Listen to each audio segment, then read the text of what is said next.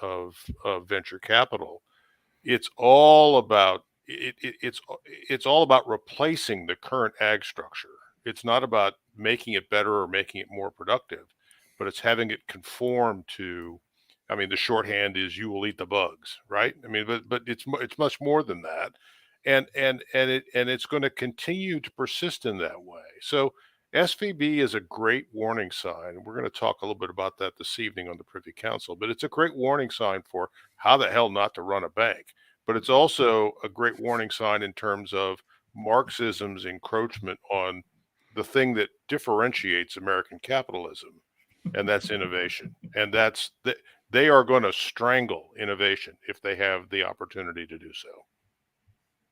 Yeah, I think that's a good point. I'd like to go ahead and move into our next kind of topic area, and this is something that you've been engaged in quite a bit here lately. And we've got a Twitter thread of yours that we're going to refer to here in a second. But if you could kind of just if you could just talk real quick about the intersection with what we just talked about with the DEI and all that kind of stuff, and then the trans movement and the grooming and then let's talk about trans Floyd and drag Floyd. Yeah. Well, there's a lot of ways these intersect. Obviously, under the DEI nonsense, the inclusion, the diversity, et cetera, has a lot of space for this LGBTQ plus universe. And they actually, I heard recently, I don't know exactly what this means. I didn't dig into it. Normally I dig into everything, but I just kind of let this one go. That I've heard that they're considering LGBTQ people, and particularly trans people, super minorities. And what that means essentially is people who are literally untouchable. They can get away with whatever they want. They can do whatever they want in society. And so they can push these organizations around effectively with impunity. And that's obviously not going to be good for how you run a bank or whatever. It's not going to be good for anything. So there is this huge narrative arc right now around, we saw this actually building up in the 2010s, the early 2010s, but especially after 2014, 15, when Michael Brown died and the Black Lives Matter movement actually launched. So Black Lives Matter comes out of Trayvon Martin and then out of Michael Brown. It's the Ferguson, Missouri story. And it really takes off. And what they started to do is lay a deep-seated narrative arc that every libertarian jumped on board with, which is that there must be systemic racism tucked within the police. The police in this country are systemically racist. They, of course, exploited the facts around Obama's election and presidency. There were racist reactions to kind of seed this idea America's more racist than we thought. Look how they're reacting. Trump runs, what did they call him? Racist every 15 minutes. I mean, there were articles being written. If you want Trump to lose, stop calling him racist. Everybody knew that there was something funny about how that was happening. They were seeding this idea of a systemically racist society, building these narratives out around the idea of a systemically racist society, in particular, systemically racist police force, so that when George Floyd died in 2020, what they had effectively done, to use the metaphor from the thread that I put up last night that you guys will come back to, is they had spread accelerant all over the country, like lighter fluid. And they're going to throw, George Floyd was just a spark that landed in that and set the country on fire. And so I see what they're doing now is a very similar program. And they're doing this with trans and drag as two different phenomena. And I'm just calling them operations. People need to start realizing that we're in a unconventional war. This is a war. They are running operations on us. You could think of them as like intelligence officers running operations on us, and we're not thinking that way. And we're idiots. If I could just pause you just for a second, guys, in the chat. This is so. If anybody's wondering, hey, what future conflict? Why are we talking to James Lindsay? I mean, I understand you guys worry about communists and things like this. What he's getting ready to talk about, the whole idea of these operations is exactly this is, I mean, Joe, we've talked about it, these whole things that are inciting events, right? That don't seem that big in the beginning, but James, what you're getting ready to talk about is exactly what we kind of preach to our audience on a regular basis, as far as things that can kind of advance the line of conflict within the United States. And so, okay, unpause, jump right into it, because I'm sorry to I just wanted to preface. No, that's good. That's good. I want people to understand the gravity of this. We always use this term psyops. Oh, that's a psyops. That's a psyops. This is stupid. These things are called active measures. This is literally unconventional warfare. Psyops are a small piece within active measures. Active measures are the broader, more accurate terminology. So what they actually do, the way that these people work with these psychologically driven or socially driven active measures, is they lay, like I just explained with the situation with Black Lives Matter leading up to the moment of George Floyd. What they do is they lay narratives, they lay stories, they lay a gigantic social mythology. And then what they do is they look for a piece of evidence that makes it all come true. But that set of narratives all has strategic objectives. They're not saying random or ridiculous or idiotic or histrionic stuff. These things are actual active measures. They know what they're doing. So in reference to trans and drag, which are two different active measures, Operation Trans Floyd is the goal to have a drag Floyd type response to a tragedy revolving around something to do with trans.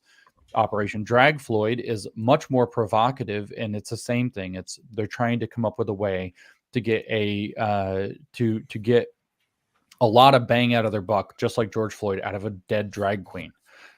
So they're provoking to get a dead drag queen, which is why all these drag queen story hour stories and all the gyrating in front of children are taking place. Are they taking place in states like Vermont? No, they're taking place in Texas and Idaho, where they're more likely to find a hee-haw who's going to go shoot somebody. This is much more strategic than people realize that it is. And so what they do is they lay these arcs. So the big overarching narrative arcs that you see with this are things like rising anti-LGBTQ hate. Who are they? Open Society Foundation is almost definitely funding the shit out of this. They are, whoever the regime is, they're probably the people who go to the island that we're not supposed to talk about, that we can't find out who they are. The World Economic Forum, all of the people that are shaping the world that we live in. The Democratic Party is probably deeply engaged in this. Probably half the patsies in the Republican Party are deeply engaged in this. They understand, as it says on the screen, the real action is your target's reaction. That's from a book called Beautiful Trouble, by the way, which is their 2020s or 2010s update to Saul Alinsky's Rules for Radicals. That's a website they have. You should go read their website. That is their playbook. That's their strategy book. If you care about strategic operations, they tell you how they do things. You should go read it. You're not a serious person taking on what's going on in the woke unless you understand what's in that book. It's not hard to read. It's online. It's free. Beautiful Trouble sounds a lot like what you hear Kamala. Who are they? Kamala Harris talks about going out making good trouble all the time. AOC talks about going out making good trouble all the time. That's who these people are. The Justice Democrats and their handlers, Zach Exley, etc. That's who these people are. They know what they're doing. Who's the specific funders that are pushing various aspects of it? Good question. I don't know the answer to that. But I do know who's writing the media articles. And I do know that a lot of it's coordinated out of Media Matters, which is why I mentioned Open Society Foundation, which funds Media Matters. Well, James, can I interrupt 1 second? Because I think this is a good parenthetical, and that is I saw last night or the day before that the running total for corporate donations to BLM at this point, $83 billion. Yeah, well, there you go, right? And what did a lot of that money end up turning around and doing? You know, you hear about BLM now, but it's in Transland now. The other side. Yeah. Joe, you're roboting. We're getting roboting. Lieutenant Michael Byrd has been seen repeatedly wearing a shirt that says, okay, well, what do you want me to do? I can't fix it. Never mind. Yeah. No worries. We'll try to come back to it. Because I'm curious about that, actually. But the point is that these things build on one another.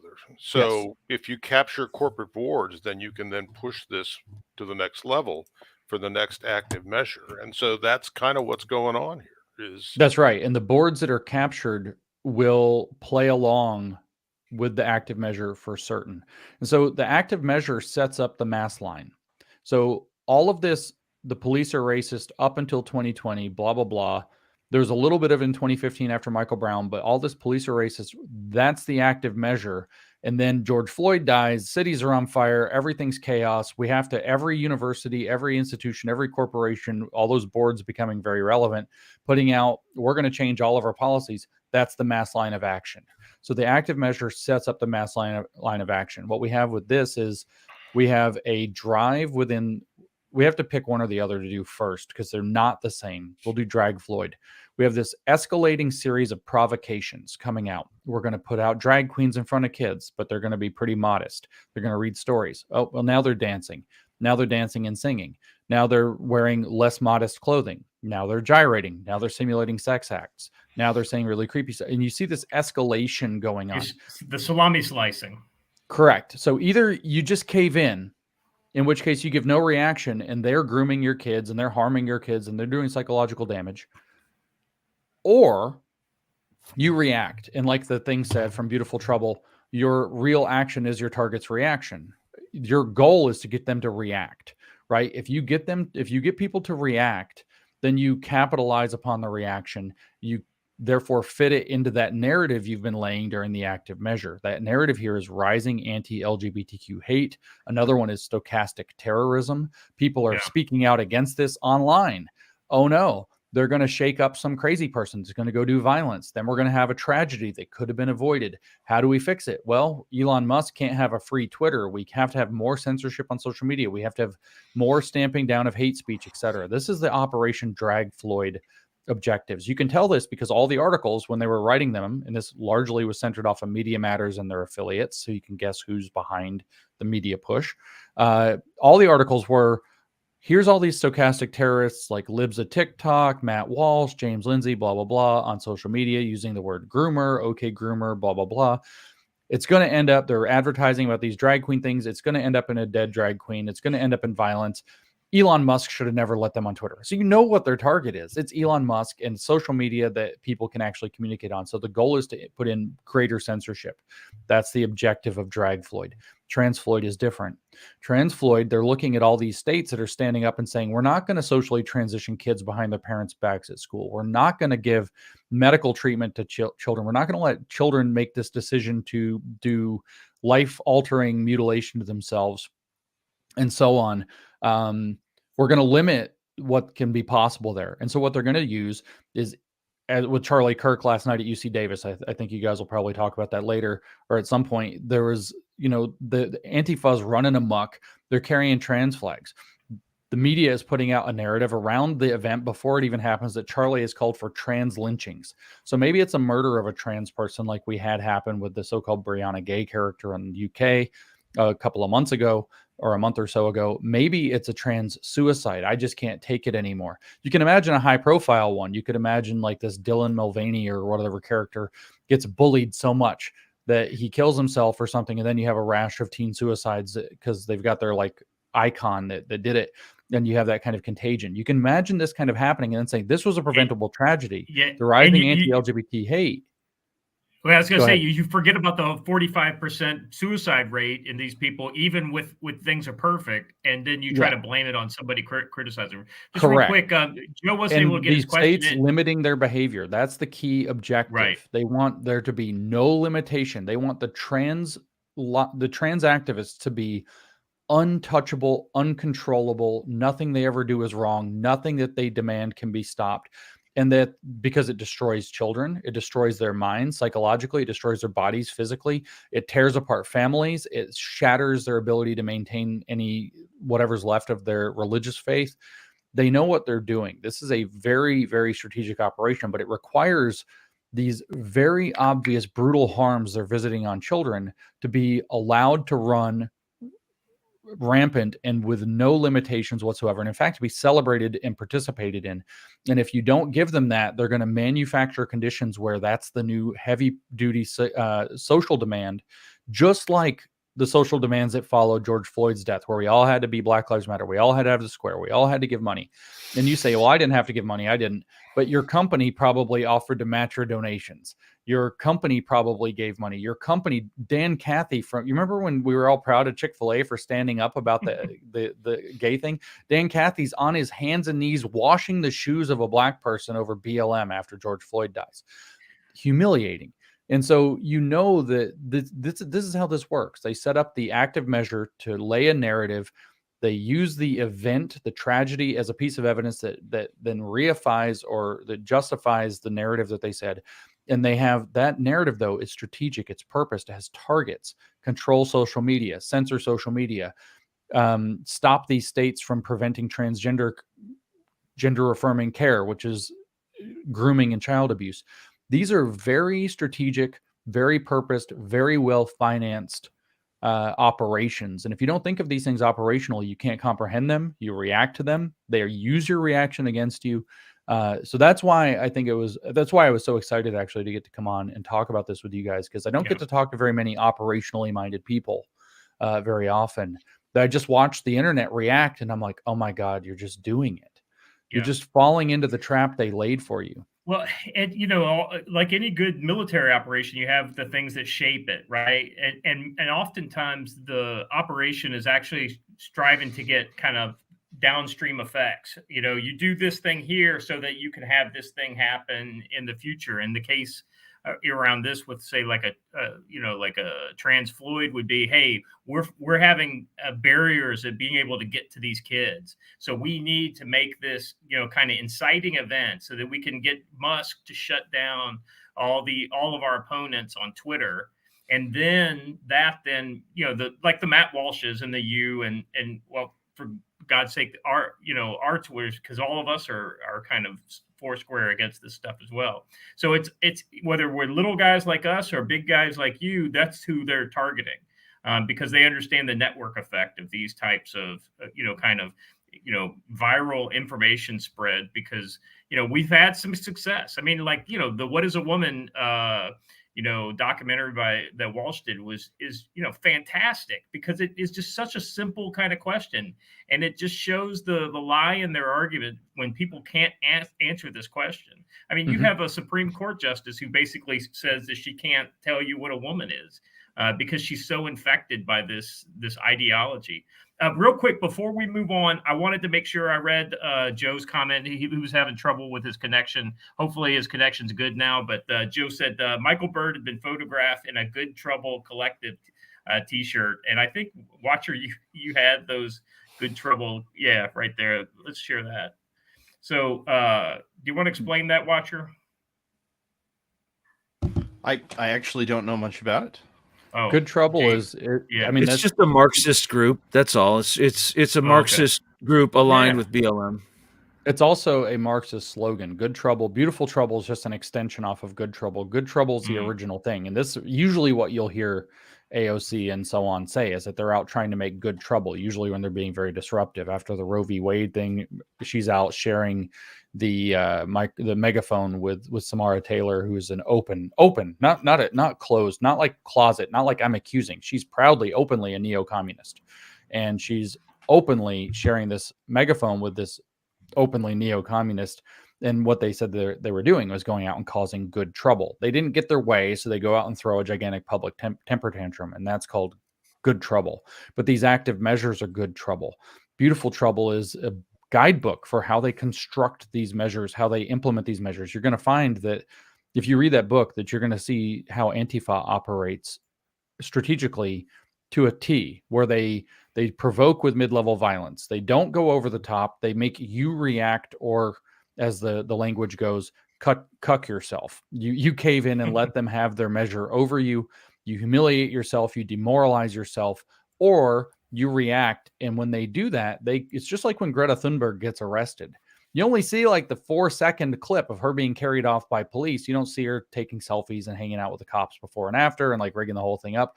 They catch it selectively and deceptively with how they present the media, so that it looks like you, for no reason, flew off the handle and are a violent person. They've created a boogeyman out of this concept of the Proud Boys now, where what was it that just happened with the J6 footage got put out?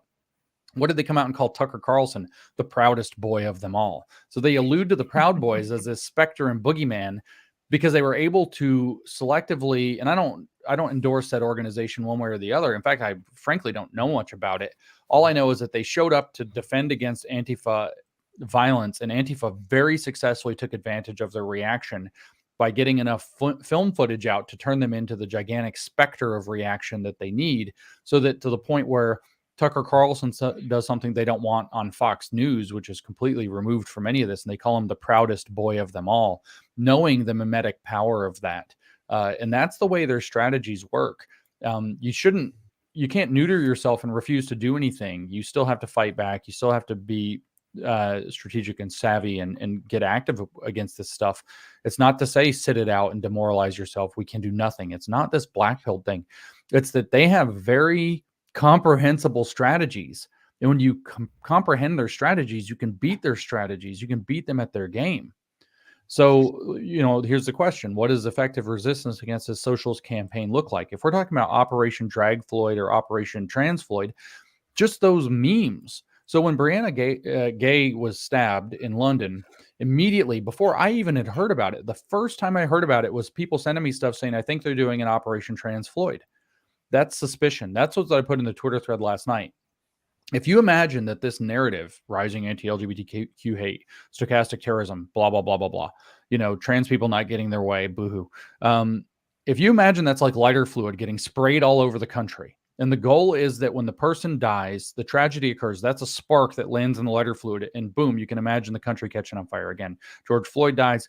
That's somebody threw a match into the puddles of lighter fluid they'd spread all over the country for 5 years. Woof, it goes all up in flames. When you go around and say, this is an active measure, this is its strategy. We call it Operation Drag Floyd or Operation Trans Floyd in this case. What you're doing is going and spraying flame retardant on top of all that lighter fluid. You're putting it out, because what's happening is when the moment comes where the tragedy arises, which you can't stop, they'll manufacture one if they have to. They'll false flag it if they can't get one organically. So what? Because when the narrative tries to take off, a bunch of people are like Fed boys instead of saying, oh, this was something that actually happened, right? Or when the narrative tries to take off, people say, oh, they're trying to do an Operation Drag Floyd. Yes, this girl getting stabbed or this person being depressed and killing themselves or whatever the story is, that's a tragedy. But no, it's not part of a broader narrative that yada, yada, the whole active measure. So you're spraying flame retardant all over the whole thing. The goal isn't to stop the tragedy. The goal is to stop the mass line from taking effect. In other words, wasting the whole active measure for them.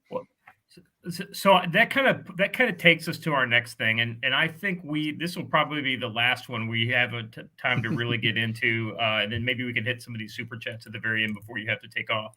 But the whole idea of this new cultural revolution, you mentioned mass lines. That's one of the classic pieces of Maoism. Systemic isms. This whole kind of all these labeling of people, the four olds, these types of things, and then the new privileged classes, within the culture war. I mean, we're not looking at the same classes, like with the proletariat and the bourgeois that we had in old school. You mentioned it earlier.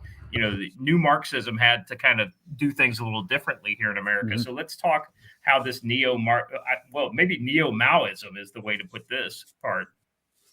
Yeah, American Maoism, if you want. I mean, there is a million ways this is American Maoism. Everything you just mentioned, the identity politics. A lot of people don't know that Mao actually had a version of critical race theory that he used in China, starting actually as early maybe as 1923, long before the CCP took power, and then extending certainly through speeches that he gave in 1957. So after they had taken power, he's still talking about Han chauvinism and the need for this to be overcome. He's doing critical race theory. It's virtually exactly critical race theory. We see the struggle sessions. We see the destruction of, iconoclasm, tearing down statues, arts, the decolonization of the curriculum. This is all the destruction of the four olds. It's exactly the same stuff. We see him, though, another one where as American Maoism, we don't think about this. Mao had a formula for transforming society that was called unity, criticism, unity. That was their formula. He actually borrowed it from Lenin, like he did with most of his stuff, but he really kind of hammered it down. And so the idea is you create a desire for unity, and then you engage in criticism and induce self-criticism in people to get adherence to the new ideology. And then you have unity in the new ideology. And I'll remind everybody, because this is a battle we won that nobody recognizes. Big win. Nobody knows this. The Biden administration, when it took over in 2021, very vigorously pushed a narrative of unity. Time for the United States to unify. We're going to have unity, unity, unity, unity. They were initiating a Maoist campaign, and America said, no. How do you beat these things? You don't do them. You don't go along with them. You say, no, we're not doing unity under your terms. And that beat that one. How do you beat Drag Floyd? We see what you're doing with this. We're not going to fall for it. Spread the meme. That's all it takes. So the way that this works, though, in the modern world, they don't call it unity anymore so much. I know the Biden administration, I just said, did, but it's called belonging. We just want to create an environment or an institution or a company where everybody feels like they belong. Oh, we have a desire for unity. We're going to be an inclusive space where everybody feels like they belong. That's your creating the desire for unity. Well, why can't we have that? Because you have racism and sexism and transphobia and so on that you won't interrogate. Now you're getting into the criticism and self-criticism. And then on the other side, when everybody has the same views of racism, sexism, and so on, and all the same community standards, then we'll have unity under the new community. That's why DEI training is unity, criticism, unity, which is Maoism. This is exactly Maoism using American characteristics rather than the Chinese identity politics, where economic identity politics primarily, though there was the race stuff too, that Mao cooked up. Mao separated the population into different identity categories. Some of them were coded good, some of them were coded bad. The bad categories were bullied, they were shamed, and the good categories were celebrated, given opportunities, given all this extra stuff. They were given pathways to become the Red Guard. They weren't harassed. They weren't demeaned. Your children weren't demeaned if they were in a red category. The red category children were sent to transform the parents into red category families. Same thing, or to denounce their family and leave it if it didn't work. Same thing's happening here. They're using, instead of, economic categories like Mao did, that he artificially categorized people into, they're now using race, sex, gender, so on. So what do you see? You demonize kids for having white skin. You tell them they can become queer, and they're all of a sudden a good guy. They're all of a sudden celebrated for, or an ally. Allyship, ally, activist, or they can outright transition, and now they're celebrated. Now they're affirmed. The whole same dynamic is happening, but in a honestly much more destructive way to the individual children involved.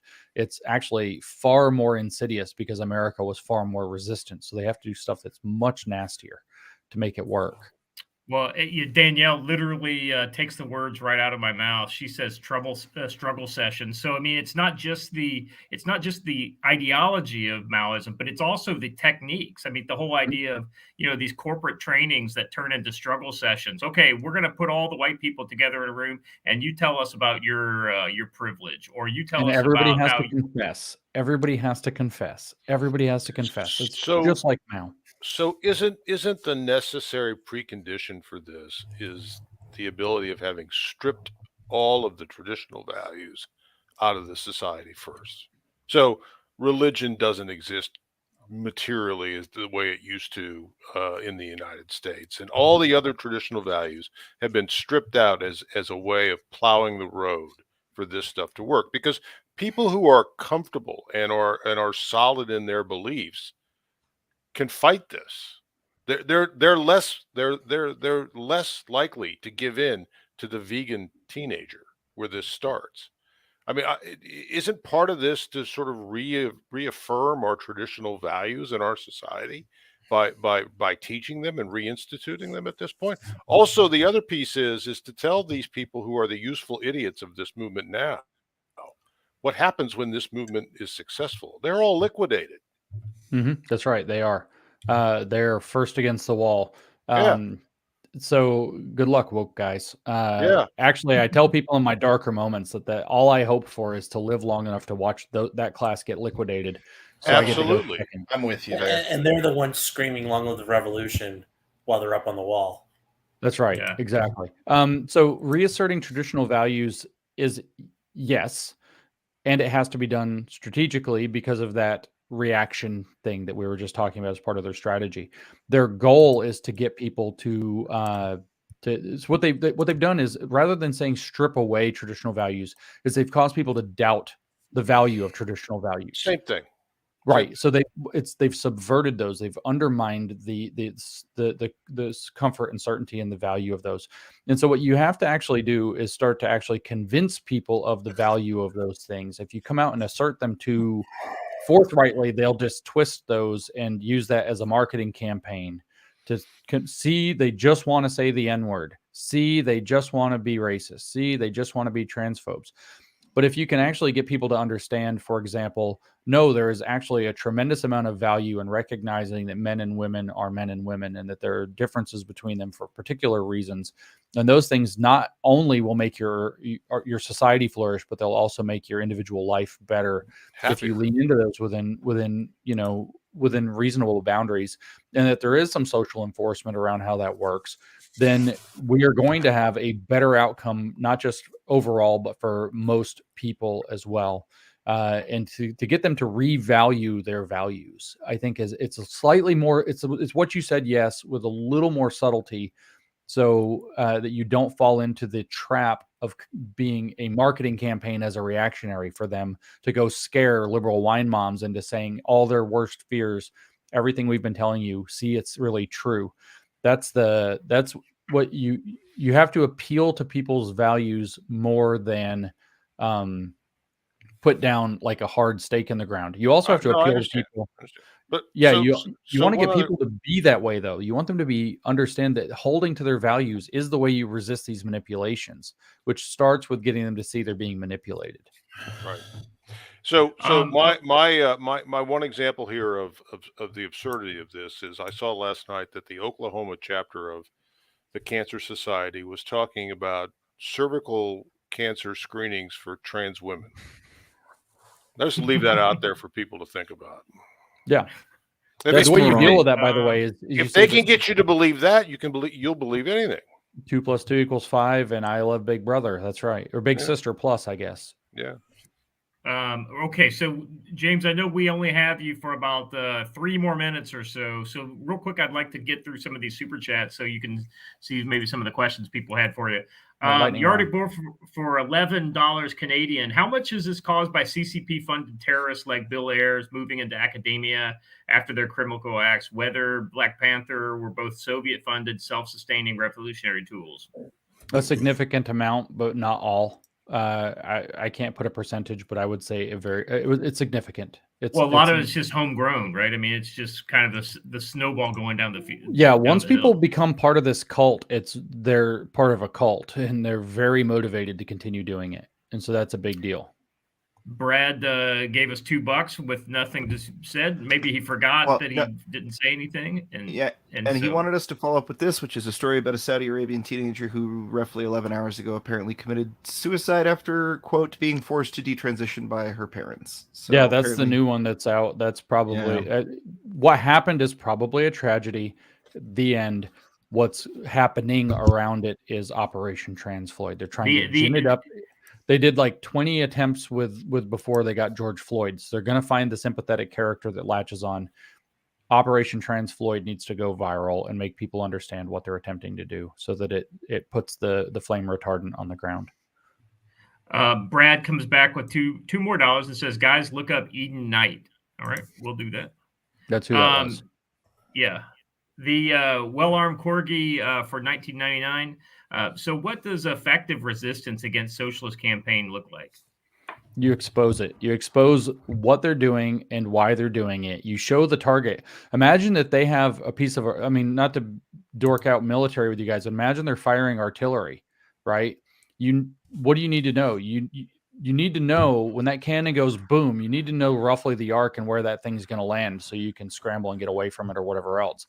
So if you can show people where the target's going to land, when they say, oh, stochastic terrorism's on the rise, anti-LGBTQ hate, if you can say, oh, this is where this is going to land, they're going to try to control Elon Musk, they're going to try to control and censor social media, they're going to try to make sure that we can't restrict medicalization of trans phenomena. If you can show the target, then it makes sense to people why these things that look like they don't make sense are happening. And then it diffuses their ability to create the mass line, which is a mass hysteria. Let's see. The next one here is Jay for 20 says, James, I'm sure this is a question you've answered, but where can I start with trying to explain this to people? If I link anyone to a video of yours, they don't have the foundation to know what you're talking about. I think breaking down DEI is kind of the most accessible thing. If you explain how equity is socialism, what I find is if you give them the definition of equity and then give them the definition of socialism, which happen to be the same definition, that's a good starting place. And then you can explain what the diversity officer is for and how inclusion works for censorship and purges. That's a nice introduction. You don't have to get too complicated. You can draw it back to parallels to things they understand, like political officers and so on. But what you have to do is you have to find a starting place, and then you gotta. It's a deep rabbit hole. Stuff that's consonant with the experience of their lives, like DEI training, which most people have to go through, is a good place. Doesn't this match your experience? Don't you see what it's for? And kind of explain it that way.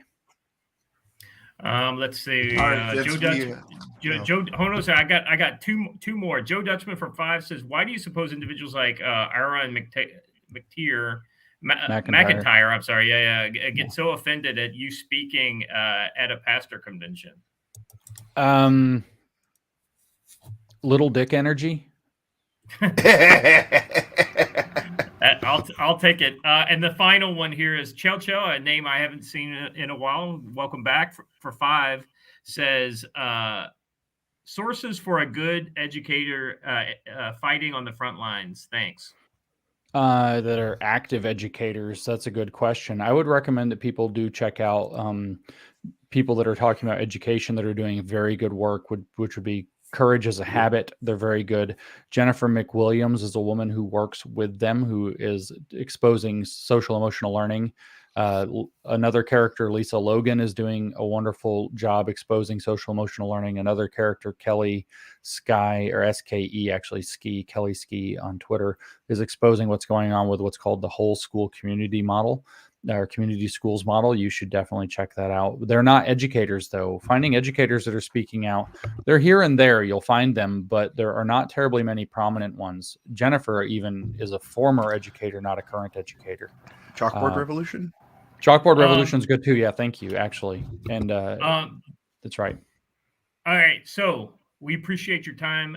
You go ahead and plug everything that you have out there right now, so that people know where to find you. And guys, come on! I mean, James is everywhere, but let's support his things. And I can personally recommend Cynical Theories. I have the audiobook. It's excellent. Oh, thank you. So yeah, I have a number of books. You can see several of them on the screen. Marxification of Education explains what's going on in education. Race Marxism is not on the screen right now, but it explains what critical race theory is. There it is, as the Nat Bull flag on it. So I have lots of books. You can go check those out. You can follow me at Conceptual James on most social media. Facebook banned me permanently, so not there. You can follow my company, which is New Discourses, either by going to the website, newdiscourses.com, or at New Discourses on social media. And I actually don't run that, so you're not talking to me if you talk to me on there. But I usually end up getting important messages. If you send anything to the website and it's important, I get that, just to let you know. So those are the places you can find and follow me. And I'll probably be in your state. And then your podcast is called The New Discourses Podcast. Right. Okay. That's what I thought. Okay. Hey, I appreciate you. Hopefully we can get you back sometime in the months to come. Let's dive in a little deeper on this operationalization stuff. And hopefully we're not getting you to comment on a recent trans Floyd or they're building the attempt. Yeah. They're doing the throw the spaghetti at the wall to see what sticks with it right now. So you know that sooner or later something more sympathetic is going to come up. I think I'm going to start a weekly tracker of those events. That's not a bad idea. That's not a bad idea. Well, James, we appreciate you for being here. And, sorry we probably didn't get to all the things we wanted to talk about or answer everybody's questions, but you were very patient. We appreciate your time. Thank you very much. Yeah, all good. I got to jump off and go talk to some folks in Idaho now. Thanks, all James. Right. Take care, man. Yeah, thanks. Yep, we'll see you guys. Bye-bye.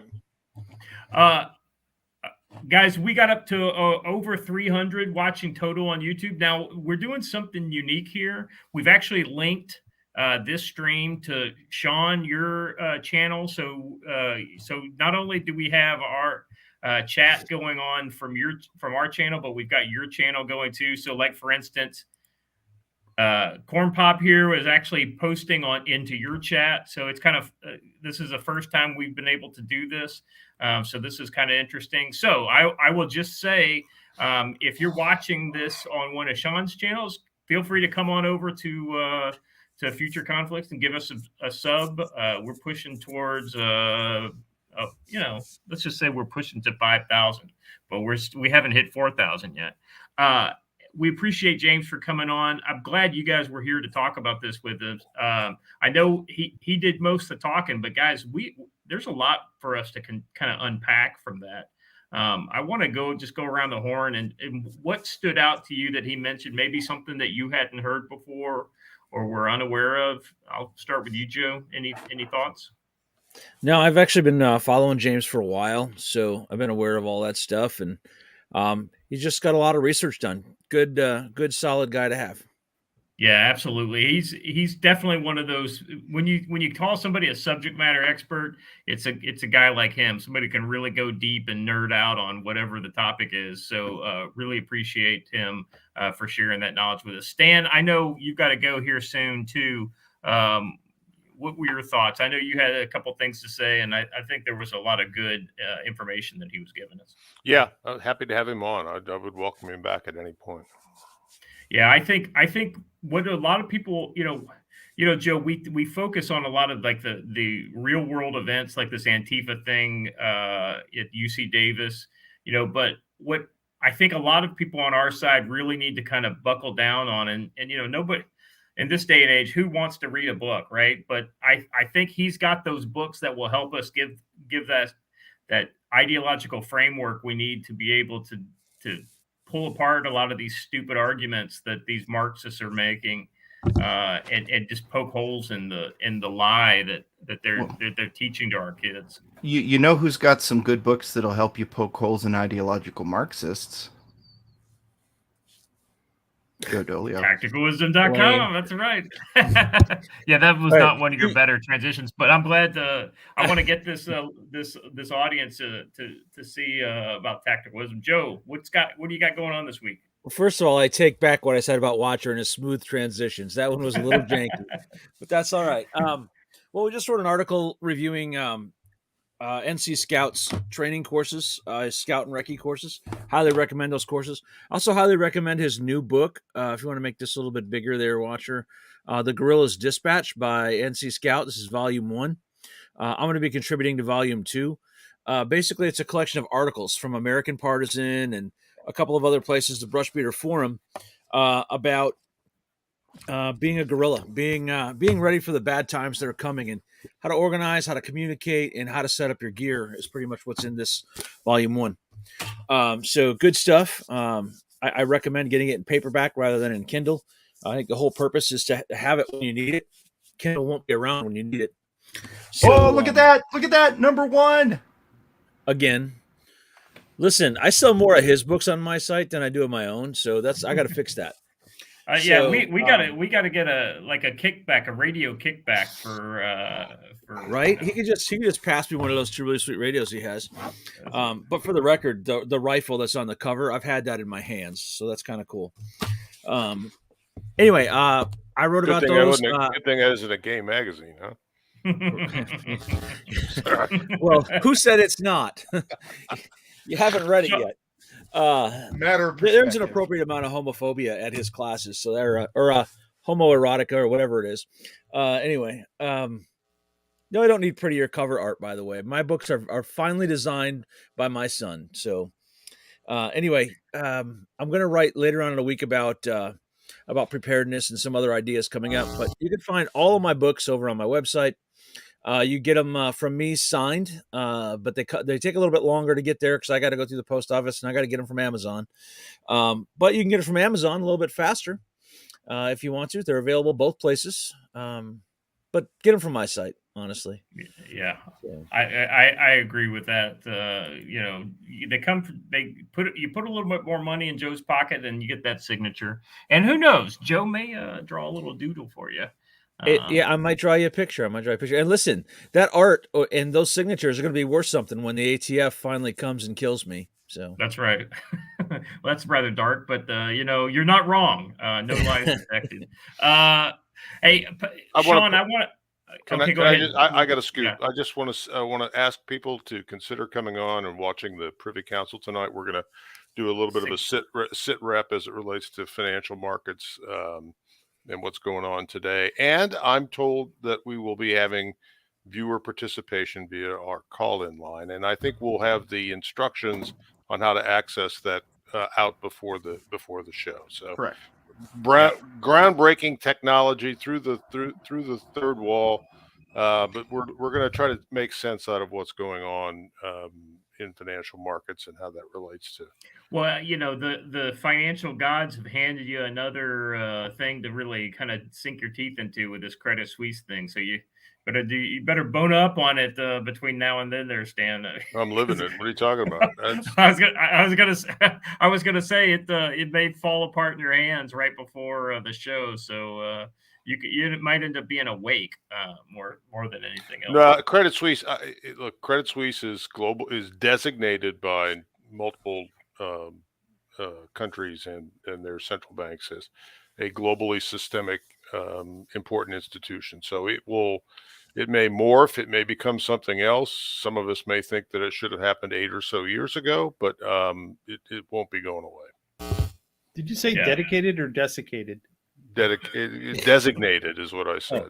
Oh, I thought you said desiccated. No, well, some of that is probably true in that instance. And if you're looking for somebody to blame, it was Tidjane Thiam, the CEO 3 CEOs ago, who destroyed Credit Suisse. So, all right, definitely check out the Privy Council tonight. That is 9:00 on this channel. So if you subscribe to the channel now, then you'll get the Privy Council later for sure. So thanks for being here, Stan, and we'll see you tonight. Back the truck up. This is not financial advice. This is just a commentary. But oil at $66, overreaction today. So just keep an eye on that. And by the way, Joe Biden's put a floor under oil prices because now we got to refill the SPR. See you tonight. Bye-bye. All right, take care, Sam. Sean, we've been successfully streaming to both of our crowds here, so I want to make sure that the people on, now that I've kind of plugged our channel to your crowd, I want to make sure you tell everybody about your content over here that might not normally be in our chat. Yeah, guys. So I run the channel Potentially Criminal. I'm an attorney out of the Cleveland area. I do a lot of defense work. I try to cover things that are going on in the news and kind of in popular culture, criminal related. One of the things I actually just finished recording, I got to put it together, is the with the whole ATF pistol brace thing. There are a lot of people running around screaming, "Oh no, if you register it, it's going to be a trap," and well, I understand a lot of that might be out of ignorance. I know some people are doing it solely for generating clicks, but I'm actually going to go through and register it just to show you guys that nothing's going to happen. And I recorded myself doing it, so it'll be fun putting that up, and I probably by tomorrow. And then I do a show every Thursday, 9:30, and kind of talk about what's going on during the week. And you've been over on the Pope's channel quite a bit here lately, I've noticed. On who's? Oh yeah. I have been on with Nick a little bit, just to put it mildly. Yeah, I don't know what's the next big trial coming up that everybody's looking at covering. I think the next big thing is Sarah Boone. She murdered her boyfriend by locking him in a suitcase and suffocating him. Well, that one's it's bad because she also films it. He's like poking the suitcase, like asking to be let out. Oh, that's creepy. Yeah. Jeez. Special place in hell for somebody like that. Yeah. But I do want to say for everybody who's watching on my channel, guys, come on over to Future Conflict, give them a like, give them a subscribe. They do great work. It's, never a dull moment. And I think today's a great example of that. I mean, this was an amazing show. So yeah. Well, I'll be honest with you. I've consumed a lot of James Lindsay content in the week since we've known that he's going to be coming on here. I mean, I already kind of followed him generally, but you want to make sure that you're boned up on his stuff. And I'll be honest with you. I think he hit things very quickly, and this is about as good an hour with him that I've seen. Not to toot my own horn, but because James did all the talking. And I thought that the council dropped in some great kind of points here and there. So Jim, I wanted to get you in before he left, but the time just ran out. So, but what I'd like you to do is, as somebody who is well versed in China and the whole Maoist kind of culture there, what do you think about that kind of comparison to, what we're seeing in the woke movement today, and what to be true about Chinese history and the kind of current iteration of Chinese communism that's going on right now? Yeah, he's on the ball, and you described it really well. And the efforts don't stop, right? So what he's pointing out is we're in very, very serious trouble because we've allowed this into the country, and we've allowed it into our universities and our schools, and it's morphed into something American. It's an American kind of Ivy League interpretation of Maoism, and a lot of people have picked it up in their educational pathways. And we see this coming out of Chicago in the Obama crowd. We see it in Boston. We see it in New York. We saw it in the run-up, Acorn / Occupy Wall Street / BLM / Forward / all the various groups. It's all the same people, and they will iterate and iterate and iterate and iterate, create new LLCs to hide the continuity, but it's the same people, and they're funded by the same people. But you end up with a really sustainable underground of a very small percentage of the population that hits way above its scale and its weight, and the media adores them because they have this lineage back into the Weathermen and the movement, right? So Bill Ayers is seen in a great way by these folks. But so the Russians and the Chinese initiated this with the people who were helpful to them. And our universities have been open to the money from the PRC for a long time, and have allowed, a hyper focus on the upside of the China experience under Maoism and post-Maoism activities. And the Chinese run a huge number of organizations that reinforce this when they can. And I think they've given up on us as a potential non-enemy, non-competitor. But they're going to keep funding these acts and these groups in ways they can and support them. So you're going to have the military commission and its various arms. You're going to have the United Front over here and the Association for International Friendly Contact and all of that. That's not going to go away. It's just going to get less overt and more covert. So. We're as we would describe, we are pregnant with socialism and Maoism in our youth, and it's a sad thing to see because they were not taught, they were fed, and that's our mistake. Well, the interesting thing is, and I want to get a wider kind of, so Sean and Joe, feel free to jump in on this, but Jim, it's not just the kind of the stealth insertion of some of these doctrines into education or things like this. And we talked about this with James. It's the techniques, like the struggle sessions. I mean, I can't believe that people put up with that crap. If I went into a meeting and I got ambushed and it basically turned into a struggle session, I mean, no, you guys know what my job is. I would say, you guys can all go fuck yourselves. And I would get up and I would walk out, and I would go straight to somebody to complain, essentially, that, hey, listen, this just happened to me, and I'm not taking the damn fall for, this Marxist bullshit being foisted upon me. I mean, Joe, luckily for you, you don't have to worry about the CEO of your company, I've met the guy. He's kind of a jerk, but he's okay to work for. Well, but maybe the CFO there at your house might take the credit card to Michael's a little bit too much, but other than that, I mean, she's not here, and I'm glad, because you'd have got me in trouble with the CFO. But I really can't imagine now hearing some of her struggles at work with the nonsense they have to put up with. I couldn't imagine me still being in in a corporate security role at a company, because I'd constantly be in HR over things I didn't do, like this insistence in modern retail that you have to know the pronouns of everyone who works for you. You don't get to tell me how I talk about you when you're not around. That's the ultimate in tyranny, is this pronoun nonsense. I'm never going to use your pronoun when I'm talking to you.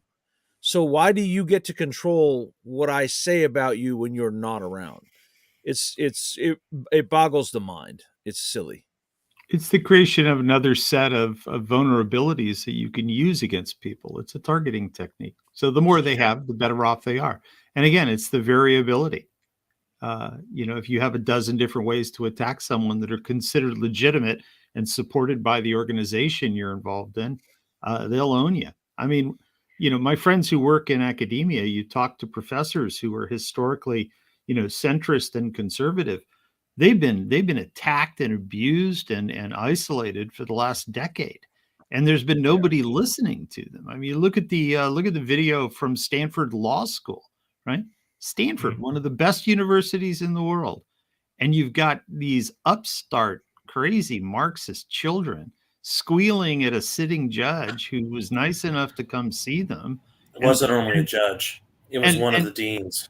Yeah, and accuse him of all of this craziness, and he's going, "Hey, wait a minute, can I get an administrator in here?" And then that makes him a racist, right? Watcher, hold a second. Watcher, can you find that clip? Go ahead, Jim. Because that makes him a racist, because he doesn't understand that the woman sitting in the audience is the administrator, who's also the chief prosecutor for the re-education campaign they're going to hammer this guy with. So back to James's observation. This is going on every day. This is status quo in our Ivy League schools and our best universities. This is how they operate. Sean, I want you to expand on that, because critical theory came, especially critical racial theory, really came to life in the legal schools before it kind of mainstreamed the rest. I mean, I saw it. I didn't see it until the mid 90s with the whole idea of like feminist critique of X or Marxist critique or and then various critical theories were coming into like literature, and things like this. And so that's how I noticed it. But, going back to the 80s, critical race theory was seen as a way to be equitable to people who are historically oppressed, right? In sentencing guidelines and things like this. So just talk real quick about, like, if I'm a lawsuit and going to law school now, how am I going to get beat up around the head with this crap? Well, yeah, it's something that when you read especially Kimberly Crenshaw, I mean, you need to read her, because she talks about the history of it. And yes, it was the long march through the legal institutions. And they started off by doing their little known seminars. They were doing stuff on their own in the summers. And then eventually they started mainstreaming it and mainlining it and mainlining it and mainlining it. And yes, by the 90s, it really took hold. And even then, they had their foothold. And then, yes, by the time I was in law school, from 2008 onwards, you noticed it. And I mean, I was in, law school when the whole Trayvon Martin, George Zimmerman thing happened. And that's when things really reared their head. One of the professors, she, that became a struggle session because there was a discussion about it. What did turn into a discussion? It was basically the commissar coming in and giving you the what for and the why is, and how dare you challenge it. All right. So this is the clip, correct, that we were talking about? Yes, this is the clip. Okay. Yes. Let's play this clip and then let's get. I just want to get you guys' take on it. Yeah. I guess you got to turn the audio. This is a judge from the Fifth Circuit Court of Appeal, so a federal judge. And I don't know, and I have to ask myself, and I'm not a cynic to ask this. This is a really long clip, so I'm trying to find the appropriate spots. It isn't a setup. But for many people in this law school who work here, who study here, and who live here, it isn't a setup. No. It is exactly a setup. Enfranchisement of their rights and guzzling. Let me tax directly their people, humans, their families, and their communities. And I'm uncomfortable. Like, can we all agree that we don't really seriously need to hear what this piece of human garbage has to say? Yeah. We Let's, just kinda- Yes. Yes. They're right, though. It's not an ambush of him. They were going to ambush whoever came in. The advocate. Struggle session, hooray! He needs to have just walked out, in my opinion. Like, when this started, just leave. Well, I know who he's not hiring clerks from in the future.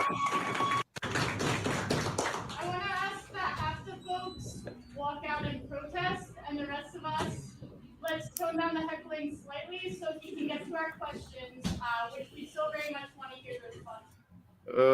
You utter garbage person. All right. So, I mean, we've seen this kind of thing, whether it was the, Ben Shapiro's gone, had this stuff, Jordan Peterson, a lot of these guys who have spoke at universities and things like this have seen this type of thing. And, I don't know where this came from, and when this became acceptable and when adults, this guy is not a young guy. I mean, he's, in his 50s, maybe even in his early 60s.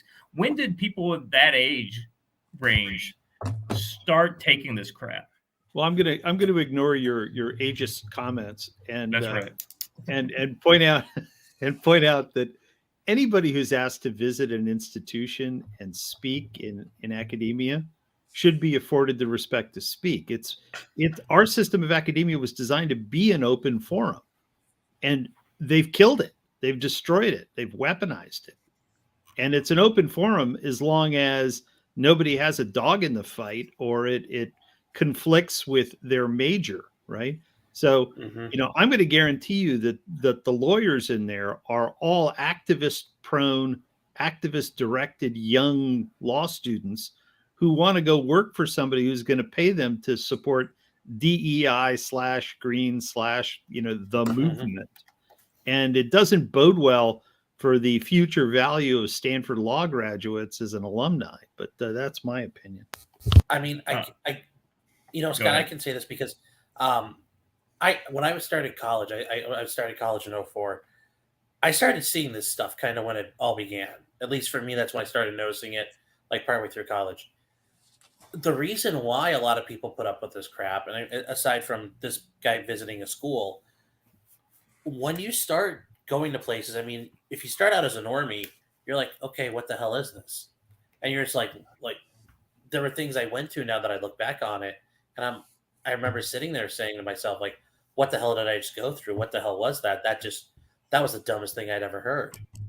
So it's I think for a lot of people, especially, like I'd say the term normies, that was something they weren't accustomed to, and a lot of times it takes you by surprise. So yeah, I know you right now would say, fuck you guys, fuck this, I'm not doing it. But you 25 years ago, I don't know, would be in the same boat. You might be like, what the hell is this? And figuring it out. But also there are a lot of people who are just pussies. And, I don't engage them that way. I don't engage them with the abuse. Mm-hmm. I engage them. My way to throw a grenade in the room is to look at them and say, I fundamentally disagree with all of your positions based on what I'm hearing. You come from a different planet than I do. And then all hell breaks loose. Yeah. And they become the violent side. But I've only done that a few times, mind you. And I don't think anybody got me on video. And I guess this is where, and I've said it before, but as far as blaming people for taking it, it's kind of like the idea, I say this on my channel all the time, when it comes to protecting your liberties and rights, officer friendly is not going to risk Bobby's, little Bobby getting braces next month to protect your rights like that if it push comes to shove. Yeah. And for a lot of people, and this is where you can call them out for whatever, but for some of them, I got to make a mortgage payment, bro. I got kids to feed. Susie wants horseback riding lessons. So at the end of the day, the people who do know what's going on, who acquiesce, for a lot of them, that's that. But I still think for a lot of people, there are, people are asking, how do I explain this to my parents? There are the normies make up the majority of this ocean of fish out there. So this is, trying to explain to my, my parents or even, my girlfriend, like it's hard. So, Mhm. I mean, that's the biggest thing is most people are just normies, and Well, that's the yeah, well, problem. they want to be terribly polite. Yes, And that too. and we've had decades of civility where people who were not in this left-wing movement sat back and took this. And I think Andrew's made a point here. And he says pronouns demoralize us, right?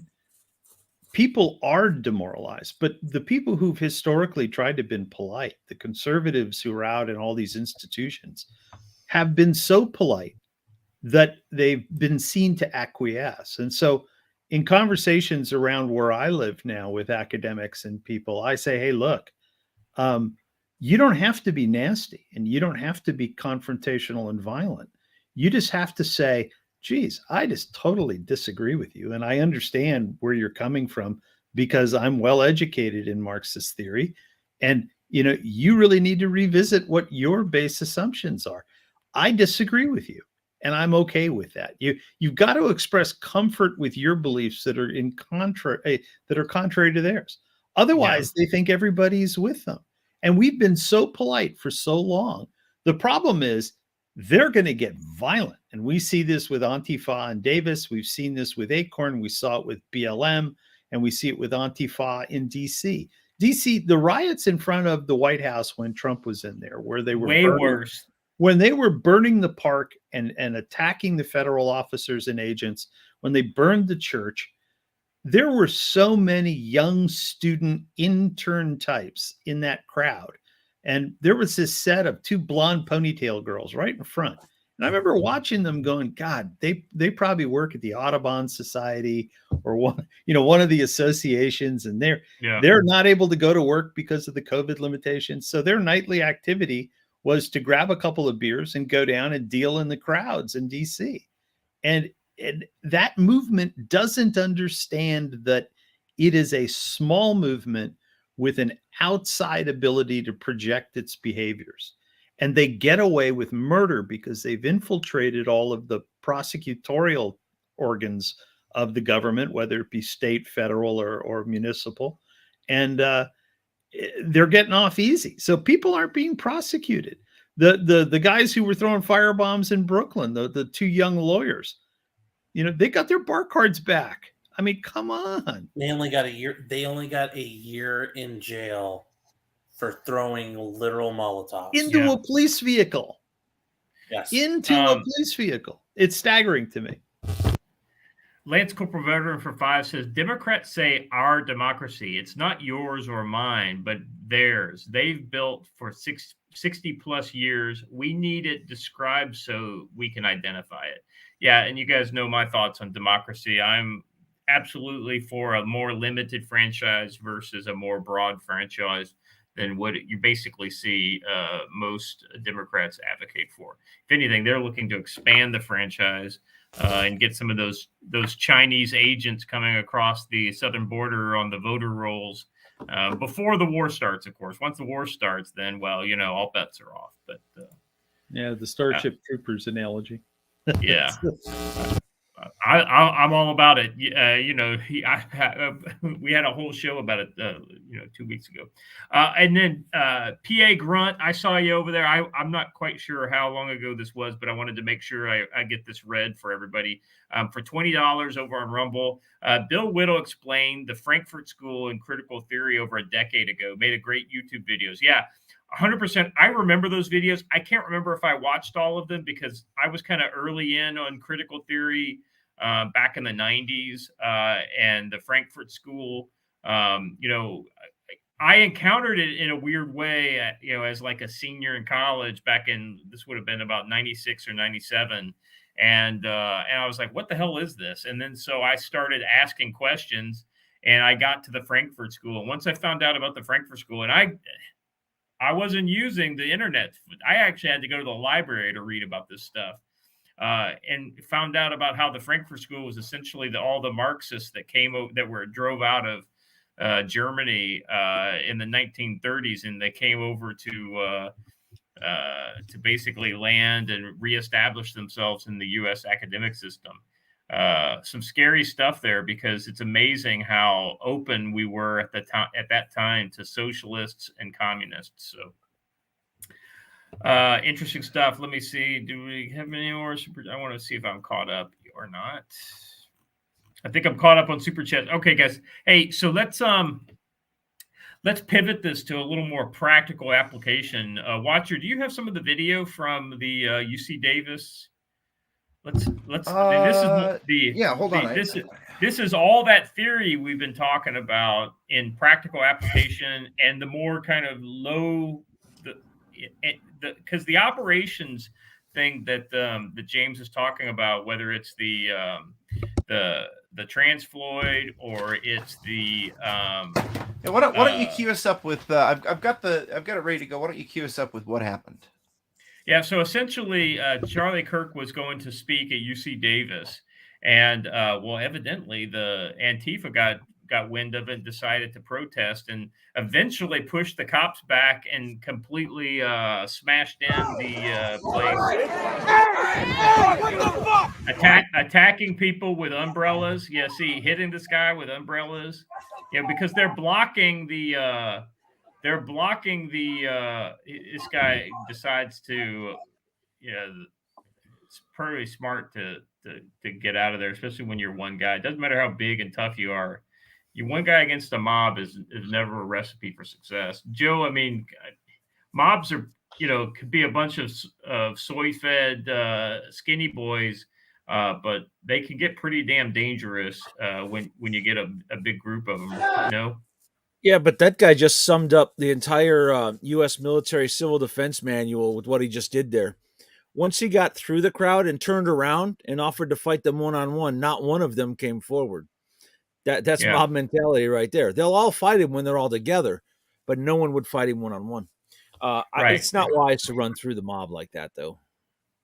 Yeah, invariably, somebody throws a beer bottle at you from like 3 or 4 people deep into the crowd, and you take a glancing blow, and all of a sudden you're dazed for a second, and then jean wearing soy boys, it's the Lilliputians at that point.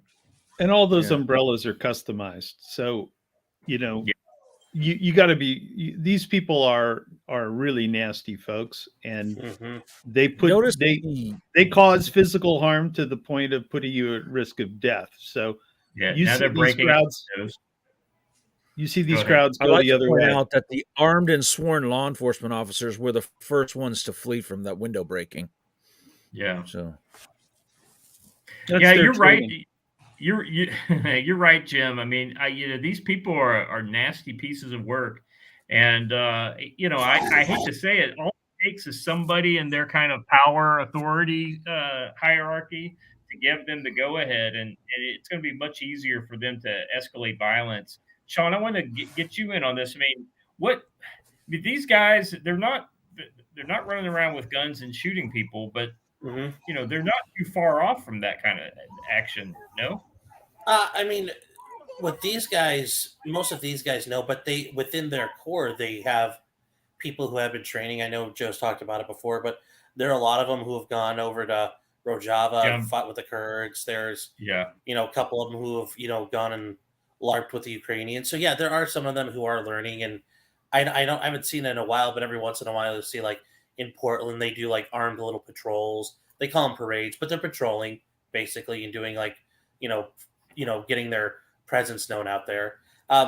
It's out there, but for a lot of these guys, this is their, they're getting to live out the punching Nazis in the face LARP that so many of them believe in. Watcher, we lost you there for a second. I mean, especially the ones in Atlanta too. Yeah. Oh, yeah. So this is Turning Point USA video of the of this riot, essentially. It's not insurrection level, Joe, but I mean, these guys are definitely there to cause mayhem, whether it's harassing people who are just minding their own business on campus, or whether it's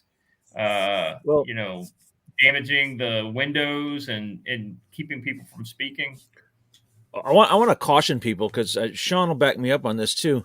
Showing up at one of these protests, no matter which side you're on, showing up with a gas mask and bear spray is proof of criminal intent. And so in all reality, I think that the police should be a lot more stringent on these people. And if you show up in that manner, you show up armed and with a mask, you obviously weren't there to peacefully protest. And they should be, the police should be pushing back harder. The reason why we see so many of these now is because during the great year, right, the Floydian year, we didn't push back against it at all. And so now people feel emboldened to do it and feel entitled to do it. Oh, very much so. And yeah, and this is where, if you're going to be, even if you're coming up on the other side, I understand people want to go out there and crack commie skulls, but be careful. Like, if you want to do it, be committed to it. Just like these Antifa guys, they don't care if they get arrested. For them, that's a cost of doing business. For them getting hurt, that's a cost of doing business. Well, it's a badge of honor with their buddies, Mm-hmm. And I do know. I remember reading somewhere. I forget what forum it was on, but somebody called it retard jousting. And at times it is. You're running into these morons, and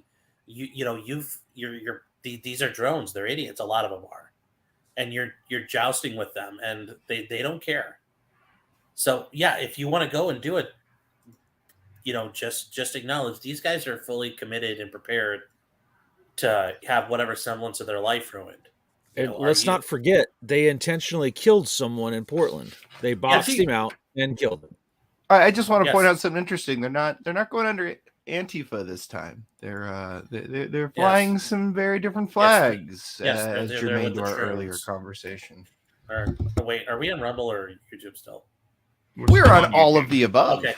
Yes, they are with the transgender rights. Yes, they're fighting under a more noble banner, apparently, to them. Speaking of which, real quick, we did just get a $20 Rumble rant from over on Rumble. I'm going to post it. Is this PA Grunt? Yeah. I got him already. Okay, cool. Sorry. Hey, what day was this? Grunt makes a delicious steak. I just want you all to know that man can make a steak. So what day was this event at Davis? Yesterday.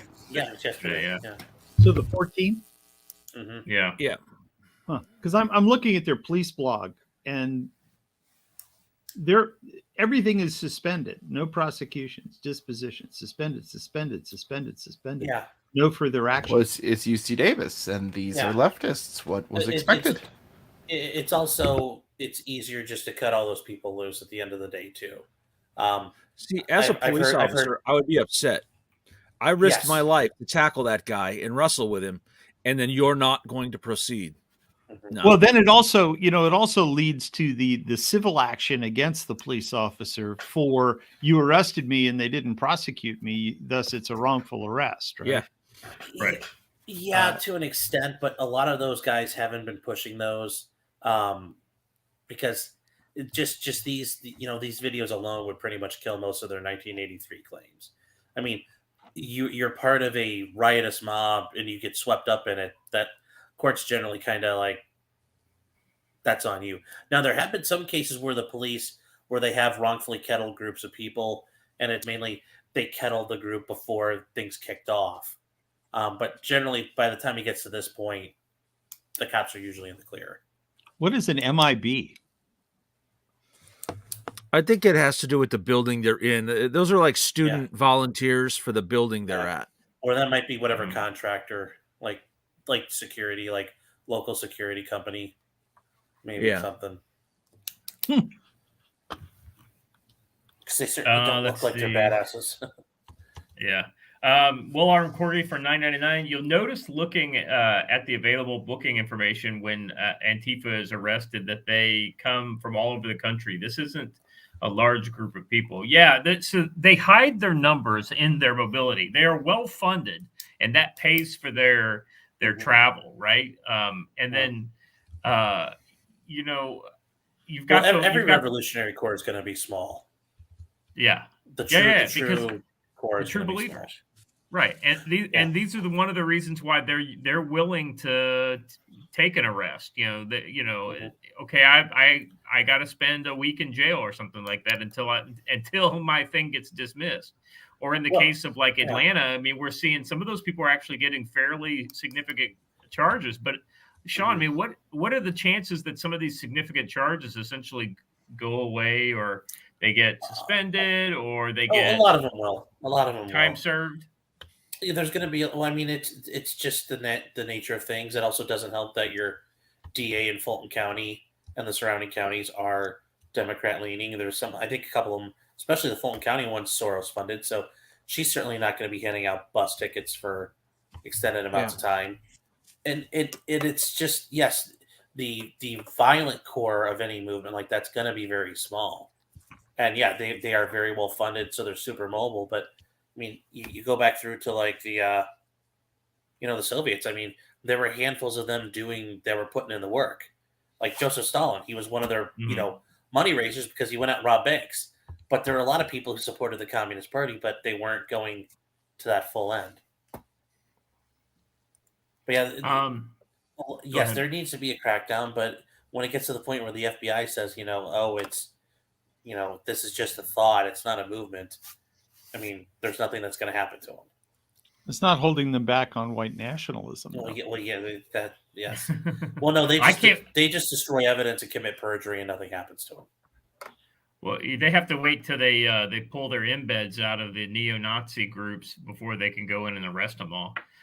Sour cream for $9.99. First time I've seen you super chat. Thanks for the support to the channel. On the flip side of the coin, have you all heard of NSC 131? Neo-Rockwellian not seeing operating out of New England. I'm not familiar with this. Have you guys heard of this? What is that? No. It's just another Fed organization, just like Patriot Fed. Just, I mean, they are operating as Neo Rockwell, just another Nazi group that's out there, and they are showing up as trying to act as showing up as a counterbalance to Antifa and some of the other leftist groups out there. But it's just like all of them, the White Aryan Resistance, all those things that the FBI did during PACCON and throughout the 80s. There's no way any of that's. I mean, they're way too spiffy. They got really good, just their logos, everything about them just comes off as not just a bunch of yahoos. At least to me. Jace up for $10 said, prediction, trans Floyd will have a drag show event in a liberal part of Florida. Feds will false flag it and then make a big media uproar against DeSantis making drag shows in front of kids a felony. Yeah, I don't know what it's going to turn out to be. I think, honestly, it's more likely that the most effective version of trans Floyd or drag Floyd would be an organic event that occurs because it's just somebody on the right snaps, right? And because that would be way more effective than if they generate something that, that is potentially a discussion, like, for instance, trying to, make DeSantis look bad or something like that. Sure. Guys, what do you think about that? I think specifically that the institution itself would vastly prefer DeSantis to Trump, and so I don't think they're going to push that angle. I can see them hoping for an incident, but the problem is the longer this thing goes on, more and more the tide is turning. More and more people are like, "Wait, what now?" Right. It's so that's where it's like I had a discussion with it's gotten to the point where I've heard the discussion now and I haven't had to bring it up. People are saying, okay, I get it. Teaching kids to read is a good thing. Why do we have to do this with like some dude waving their wiener around? Like, why do we have to do it like this? Why can't he wear why can't it be wetsuit story hour? Or why does it have to be specifically this? And it's very interesting because I think people are starting to use a lot of the, I think especially like with the anti-gun arguments, like, well, why do you need this AR-15? It's like, okay, Why do you need to teach kids how to read dressed like this? Why can't you just wear slacks and a t-shirt? It also doesn't help that, especially in the beginning when these started happening, then we found out there were cheese pizza connoisseurs in some of these groups. But I think that's where people are starting to realize, like, why do we need to have the drag queen part? Like, why is that the hill the left is willing to die on? And it's so weird to people. I think it's starting to undermine their cause, I think, ultimately. Yeah, I think you're right about that.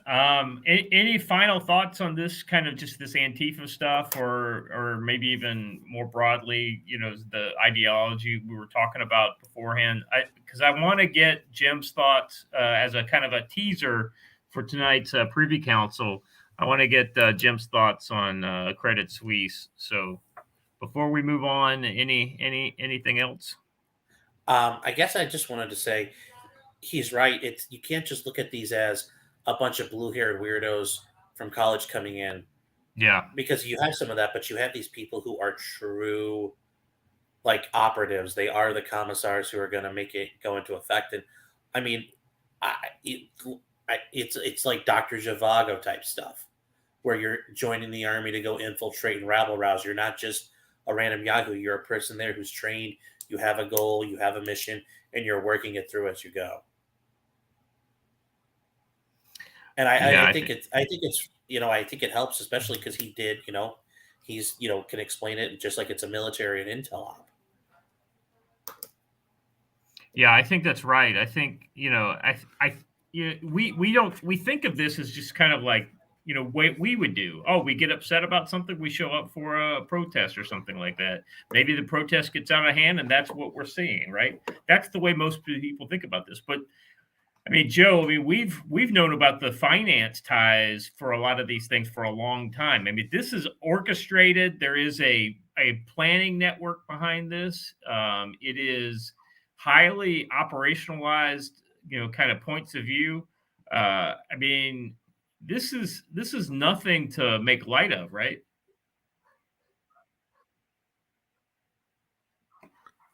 No, I mean, they're well funded. They've got the will to use violence. I mean, they're a legit threat, and people need to start taking it a little more seriously than they do.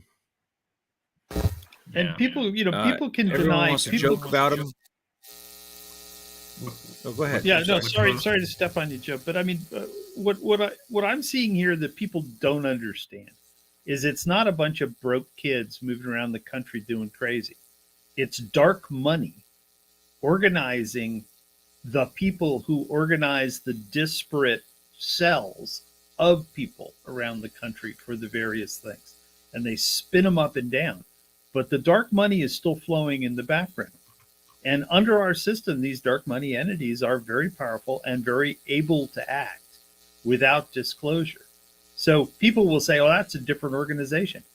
It may be a different organization, but it's the same people. And it's the same sources of capital. And it's the same long-term strategy. It's why the Soros organizations have proven so durable and so insidious. And I think people need to understand that three-step problem. And I know 90% of the people can't handle a three-step problem. Yeah. Well, and it goes back to a lot of the, the stuff that we saw back in the 90s with a lot of like Acorn and all these kind of same people. Yeah. I mean, these kind of families of organizations, right? And they're all kind of tied together, and the money is laundered kind of through them. So it's hard to track where the money comes from. And, it's gotten more opaque, not less opaque, in recent years. So it's where the left has embraced trickle down economics. Yeah, It is in the Marxist subculture utilizes trickle down economics to succeed in transparently moving capital through their members. They're hating on your mic there, Jim. Let's see. The blur says Hong Kong's mic is potato. All right. Okay. So let's cap this one here. I want to transition over to Credit Suisse. a little bit, Jim, if you don't mind, kind of like, and then anybody else, if you guys want to jump in on this one as well, because this has been a long time in the making. And Stan kind of said it earlier. This is one of those kind of too big to fail banks on an international level. So what's the problem? What's causing this, Jim? And where are we going to probably go between now and the Privy Council? Well, we'll see. Hopefully somebody white knights them or breaks them up. But they've got massive exposure to CDOs and money, and their bond pricing has collapsed. They've got all the attributes that just kind of ripped apart a poorly run institution over the last 3 years, as Stan said. So we'll be watching to see if there's a white knight in it. The Saudis have backed away, but they're down, almost 40% this year, if not more. I haven't looked at the numbers today, but I don't see a solution that's easy. It's just subpar management from what I can see, and they're a global player. So I think what it comes down to is European and American institutions, if they don't have domestic business and they sell assets off for short-term gains, they end up in a crisis at some point. And I think Credit Suisse kind of fell victim to all of the above. So we'll see what happens. Well, I mean, when people start saying these credit swaps, I mean, I'm like, wow, that's a kind of big short all over again. I mean, Well, yeah, but it's a tool. It's a tool everybody uses. The key is, do they use them too aggressively, and are people compensated to grow portfolios in the wrong way?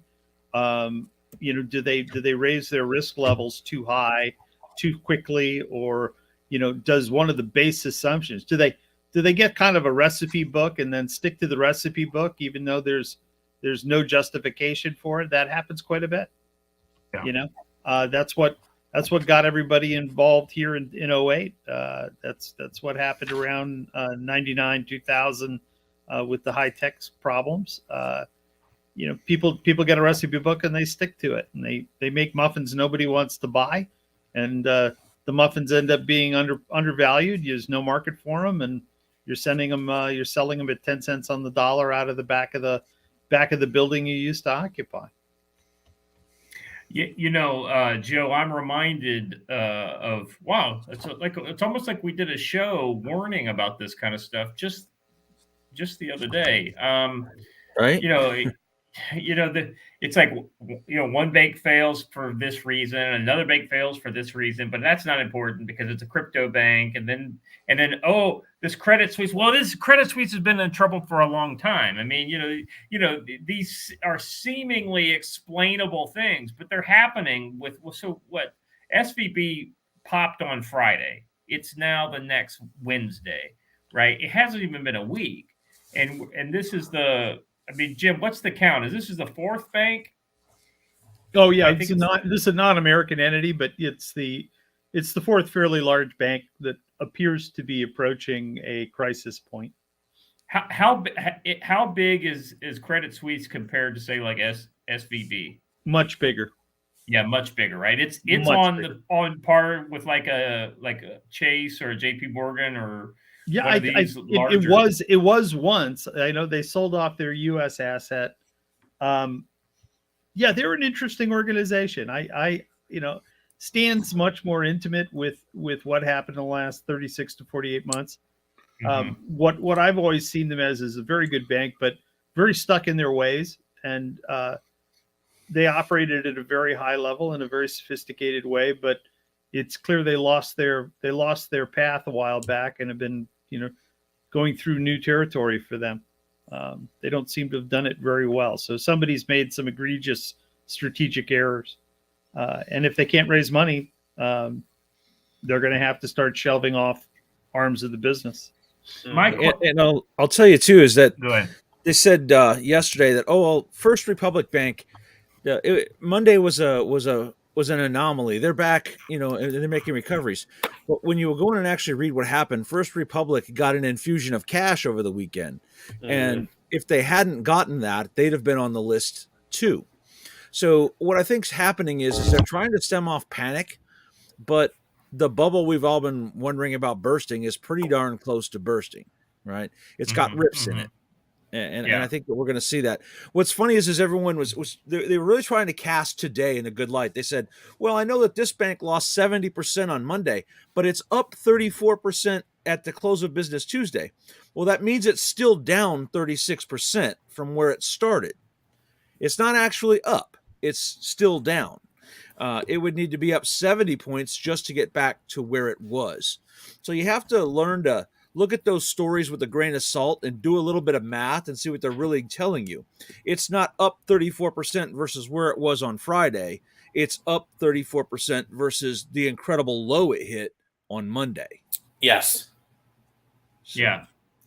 Well, it's all about kind of comparison, right? Yeah. But it sounds good in the story. It's up 34%. Up 34%. Yeah, after the right. nosedive. Yeah. It's like when they say inflation was flat month to month. That still meant we had 8% inflation, Yes. but not 8.1. Right. That's exactly right. Sean, so how is LawTube going to be able to grift on the bank story here? There's got to be something in this for you guys to make some shekels off of. I don't know. I'm 37 now. This is, I come out of college right into 2008. I mean, I remember being in high school when the .com. I mean, how many more financial crises am I going to live through as a kid? Being an adult now, it's especially with these failures. I mean, it's the death of it. These were going to hurt venture capital, but it's hard to. I mean, it's stuff we would never get to do if we tried to do this. We'd all be in jail. I mean, that's really the way this goes at the end of the day. And I mean, it's a lot of stuff I want to say, and we need to be on Rumble to say. A lot of stuff the FBI is still knocking on my door for, so I got to be careful. Hey, so this is actually something worth talking about. Also, if I say it, people might think I'm actually one of those people James Lindsay's warning you about. So, well, we don't want that. Yeah. Well, so you bring something up, your perspective on these kind of financial crises. Okay, so Jim, let's go.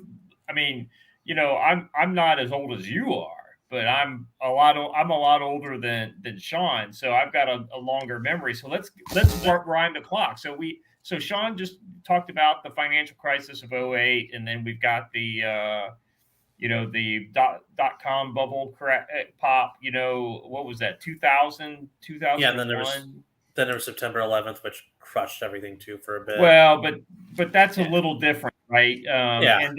And then going back, the Jim, I know you are intimately familiar with the Asian financial crisis and just like the havoc that wrecked. I mean, the U.S. was fairly insulated, but still, it was a couple bad months in the U.S. with the Asian financial crisis as well. And then, going back further, then you've got the Black Wednesday. That was what? 87. Yeah. Well, yeah. Well, I was thinking of the Sterling crisis in 92. And then, and then you had TARP. TARP was 08. And then you had the savings and loan. Yeah, the savings and loan was like what, 85? Yeah. But then you had the crash of 87, which you just brought up. And then, and then you had the what is it, the 83, what was it? I can't remember what it was that caused the market. Jimmy Carter caused it. Right, yeah. Right. No, I guess wait a second. 83 is about when they recovered from Jimmy Carter. Because, no, they were. That's when they were trying to recover from Carter. Yeah, right. And it was extremely difficult. Rates were obscene, 18, 20%. Well, the irony is we think, oh, well, this is really bad, but I mean, we've had bad all of our lives. It's this kind of cycle of boom and bust, right? Well, no, cycle of boom and bust is normal, but in an environment where you have nearly perfect information available to you, we've shown a complete lack of preparedness for continuity of these economic entities, right? They don't look at preparing for events and risk. They look at historical data and kind of do the compliance stance, which is, hey, we're in compliance. I think Credit Suisse got into a kind of compliance trap where, hey, we're in compliance, but hey, you know, there's some things that have changed out there in the world we should be paying attention to. And then everybody says, well, not this quarter, not this year, because they want their bonuses paid. And then you drag that risk forward until which time you get to the situation they're in now, which is they don't have options, right? So I don't think the government needs to be more complex in their demands on these organizations. I think shareholders and boards of directors need to get their heads out of the DEI hole and start paying attention to performance and shareholder value, and screw all these other organizations and groups, you know, these quote stakeholders. These folks need to get serious about making money and staying in business because they have a national strategic function, right? And where the government should be is, don't get distracted by crazy. But instead of that, the government's come in and said, hey, this whole new compliance layer and all of our attention is going to be on these irrelevant externalities about your behavior. And if I was a thinking man, which I'm not today, I would say, geez, it sounds like they're targeting these people for control. And I think there is this sense in Washington that they want to be the center of the universe on controlling finance. They really don't like the fact that New York has control of it. They definitely don't want the Californians involved in controlling innovation. And I think they put out a long-term hit on restructuring around DC choosing winners. And I'll stop there. I think we've been through this a little bit, but we'll see what happens to the VC community. We'll see what happens to private equity. But if Credit Suisse goes in the tank, you're going to see a big switch between the Western perceptions on managing finance and project finance in the next decade, and the new players like Saudi Arabia, PIF, and the organizations out of Asia that are coalescing in the non-dollar world. And I think we're going to talk a little bit about that tonight on Privy Council. No, I think this is a perfect setup for tonight's show. You guys are going to have some real red meat to sink your teeth into. I think you'll have enough kind of perspective on all this Credit Suisse stuff to be able to, you know, to really have a better understanding about what's going to happen. I think 9 o'clock. So yeah, you're still not into the morning yet, really enough in Europe to be able to get any news out, but definitely all the news from today will be ready to be mulled over by you guys. So looking forward to that. All right. 2 hours, 7 minutes. This is one of our epic shows. We had over 500 people on all platforms watching on one time. That's a record for this channel. If you are watching this either on the video on demand and you've made it this far, we appreciate you. Please like this video, subscribe to the channel, support us with you know, through the word of mouth, right? Getting the link to this video with James Lindsay's name on it out there in front of a lot of people would do wonders, you know, just to let people know that we've got this information. We've got this, you know, council of subject matter experts that, I mean, guys, I don't know of any topic going on in the world that could potentially lead to conflict of any type that we can't talk about. And, you know, the chat's told me on more than one occasions, hey, if I didn't hear about it on Future Conflict, I wouldn't have heard about it. So I'm glad we're able to provide that to you. Thank you guys all for hanging in there. Just one time around the horn, and then we'll hang it up today. Joe, final words, final thoughts for the folks. Just pay attention to what's going on around you.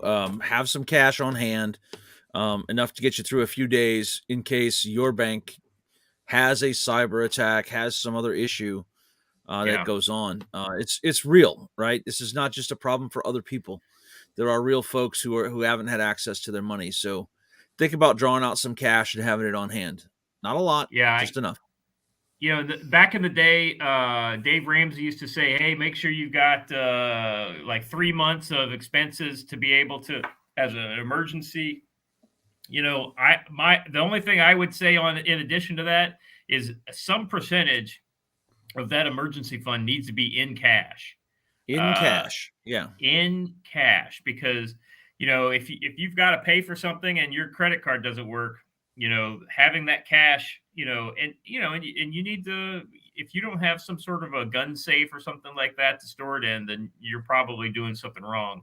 Actually, if you don't have a gun safe, you probably aren't a member of our audience. So we'll just gun safes are an impediment to rapid access to guns. Correct. But Joe, we have such voluminous gun collections that we only need to have ready access to some of our guns. I didn't even say I owned a gun, but well, I'm talking about our chat, of course. I don't have access to any guns. If it makes you feel any better, right. No, actually, it makes me feel a lot worse. Sean, final thoughts for the chat. What do you got going on in your channel this week? I guess he may be AFK. I forgot to read J-Sup's super chat real quick for $5. But we haven't had bad with social unrest, supply chain woes, sabotage events on food supply, brink of World War II, and an unmotivated workforce. Yeah, I mean, some of the little stuff in the culture and in the workforce and things like that, you know, the birth rate, these little things aren't huge, but they really worry me. So, absolutely. Good point, Jason. Sean, are you still there or not there? He says he's gone for 10 minutes. Oh, okay. I thought that was earlier. I guess he did another. Jim, thoughts for the people? I mean, you kind of already talked about what's going on with the Privy Council and the banking stuff. Anything else kind of in the world of finance and economics that people need to be, you know, kind of paying attention to? Yeah, new types of ammunition. I'm a believer in some of these new brands. So yeah, I'm pleased by that. And the gun safe is full. You know, my thought on this is be prepared and diversify and hold cash now. No financial advice, but be prepared to take advantage of things that you can take advantage of.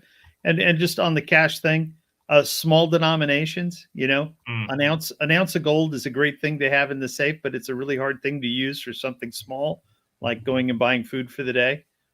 So think about usability of said resource. And there were a couple questions about Credit Suisse that were coming across the feed. Somebody had asked about SWIFT. SWIFT is in trouble from the standpoint of being the only dominant player in the interbank world. There will be a duplicate, and it will operate for the Russia, China, Dubai, India, non-aligned BRICS world. Credit Suisse won't change much on that because it's already underway, unless there's a catastrophic roll after Credit Suisse goes down. And Credit Suisse is we're talking $1 trillion plus entity historically. It's much less today. So it's going to have a profound impact on the global economic system.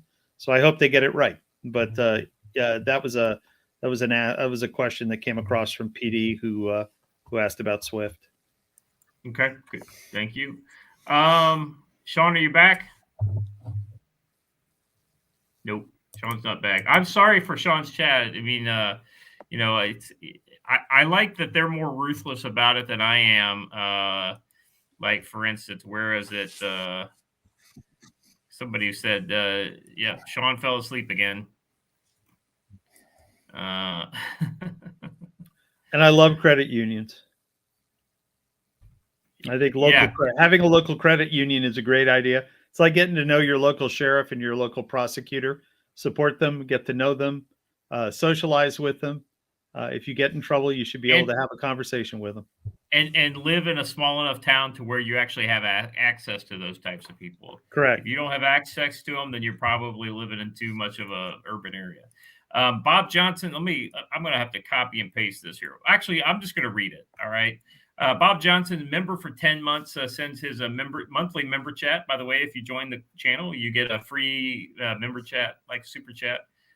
So consider that as a benefit.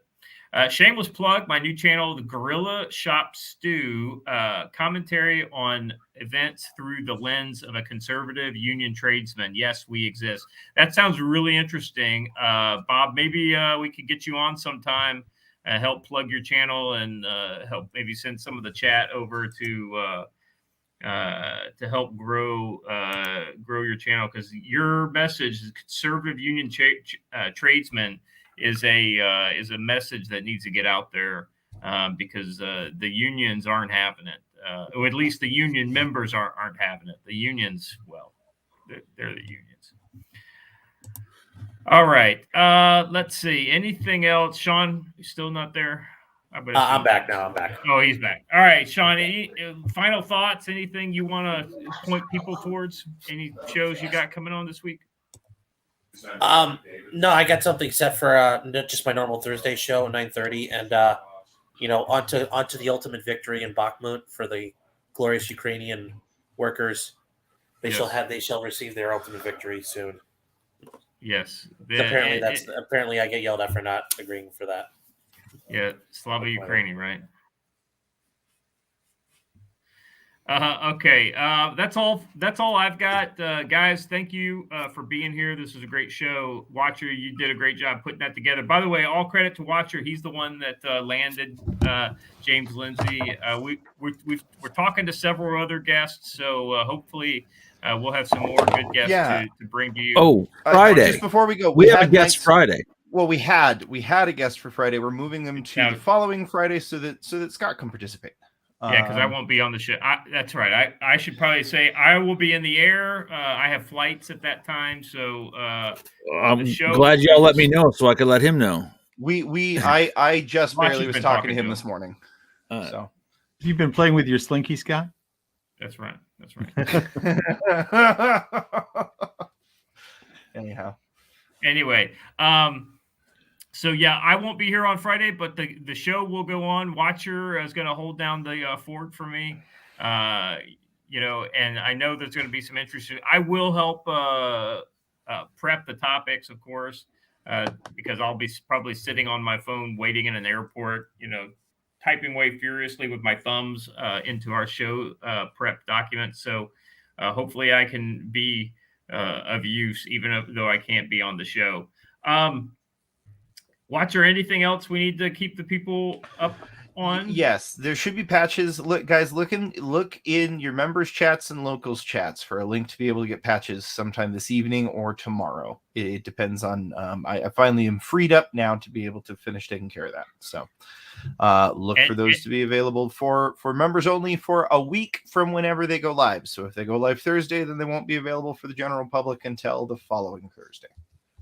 And don't try to get your buddy who's a member to give you the link, so because we're going to check the orders against the member information. So, but I mean, come on, guys, everybody. I'm sure we'll have plenty for everybody. And if we don't have enough of this one, the very next order is going to be just our permanent one that's going to be available forever. This one just needed a slight color correction.